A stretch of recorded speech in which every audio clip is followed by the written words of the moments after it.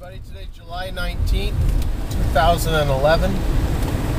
We heard some positive news today that we might be coming close to an agreement on the debt ceiling.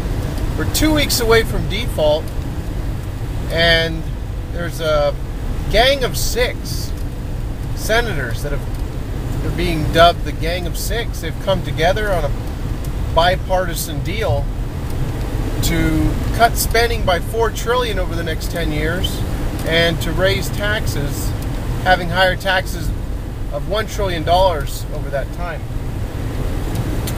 So, things are looking pretty good. We might, everything's going to be fine. Just go another couple trillion into debt, add to the 14.3 trillion we're already in debt, and everything will be great. That's the plan. How dare us lose our AAA stellar rating on our debt obligations and not be responsible and pay our bills. We just go further into debt. And a lot of unknowing Americans will be paying for that through inflation and a falling of the purchasing power of the US dollar, and a hidden tax that steals your wealth that has happened slowly over time, but I think it's going to be speeding up here. I also wanted to quickly look at that $14.3 trillion national debt and to briefly discuss what it really is.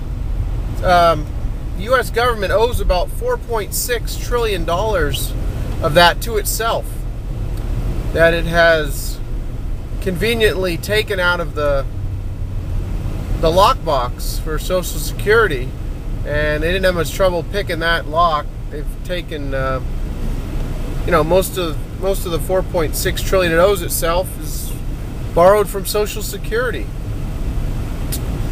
and it's pretty incredible. One of the craziest things I heard over the past week in regards to this debt ceiling negotiations was President Obama saying that he can't guarantee Social Security checks are going to go out after August 2nd. Can you guarantee as president those checks will go out on August the 3rd? I cannot guarantee that those checks go out on August 3rd if we haven't resolved this issue, because there may simply not be the money in the coffers to do it. Now, in my opinion, that's not necessary. I mean, you could choose not to pay other things. You don't have to choose to put the burden on the seniors, some of them who depend on their Social Security checks for food, and for their basic needs. You're going to frighten the seniors, but yet, you don't want to alarm the banks who've already received trillions of dollars in bailouts.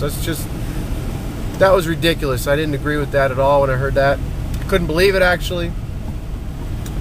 So, back to the 14.3 trillion. So 4.6 trillion is owed to ourselves, and the other 9.7 trillion is owed to investors who invest in treasury securities or bonds. That'd be banks, pension funds, individual investors, state and local governments, foreign governments, and foreign investors. So of that 9.7 trillion, about 4.5 trillion is owed to foreign investors.